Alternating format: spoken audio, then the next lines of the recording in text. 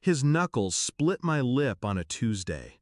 Not in a fight, not a misunderstanding, just rage, sudden and deliberate, because I told him to stop yelling at my sister. He hit me hard, twice. I still remember the taste of blood and tile, the way my head cracked against the corner of their kitchen counter. I remember the silence that followed, even louder than the impact, and then the door slamming shut behind him. But what I remember most is the message I got the next morning, from her.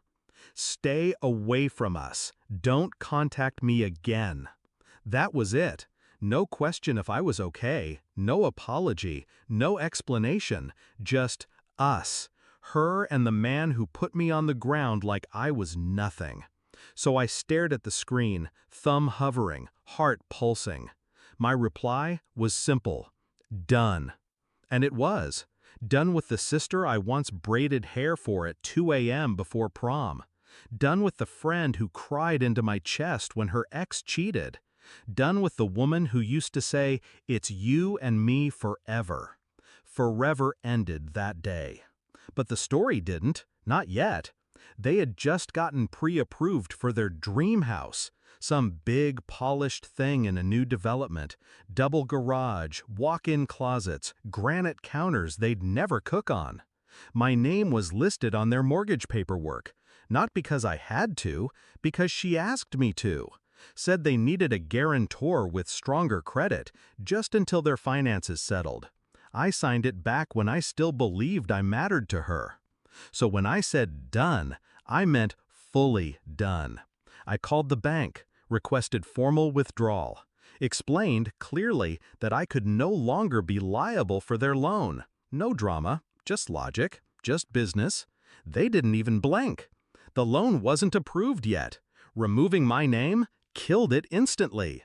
Their debt-to-income ratio crumbled like his fake smile. And I waited.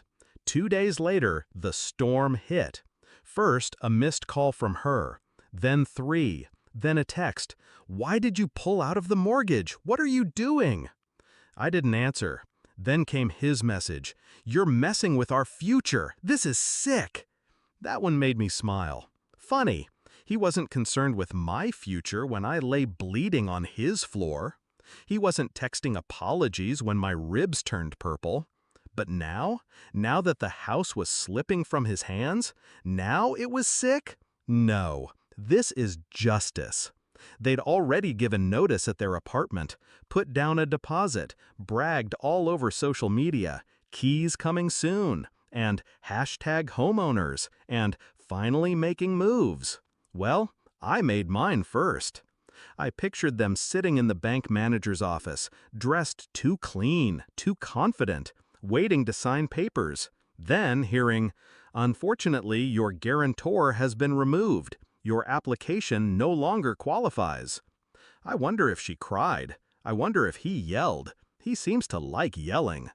The thing is, I didn't go scorched earth. I didn't post anything online. I didn't show the photos of my bruises. I didn't file charges. I didn't need to. That would have made me look desperate, weak. No. I stayed quiet, let them build their castle on sand, then calmly pulled the foundation from under them. Weeks passed, silence. Then last Sunday, I saw them, by accident, in the same grocery store. She froze by the freezer aisle. He glared at me like I'd stolen something. I didn't flinch. He looked at me the way cowards look at locked doors. She looked smaller than I remembered, like she'd shrunk under the weight of her own choices. She whispered, "You really did it, didn't you?" I nodded once. She blinked fast, like she wanted to cry but wouldn't give me the satisfaction. Good, because I wasn't asking for tears. I just wanted her to feel it, that sense of helplessness, of something slipping through your fingers that you thought was yours. That's what betrayal feels like. She chose him, chose silence, chose to erase me the moment it was inconvenient to love me. So I gave her exactly what she wanted: distance. And I let her discover that the bridge she burned was the same one holding her life together. They can still get a house someday, sure. Just not that one. Not easily. Not together, maybe. Because a man like him, he doesn't handle setbacks. He lashes out. And now that the high is gone, now that there's no new place to post about, no granite counters to pose and frown, she'll see him for who he really is. Maybe she already has. But that's not my story to write anymore. Mine ended the day I sent that one-word reply, done. And every move since then wasn't revenge, it was correction. Quiet, surgical. I didn't shout, didn't curse, didn't even confront. I just took back the power they thought I'd never use. And I walked away, still standing, still calm, still whole.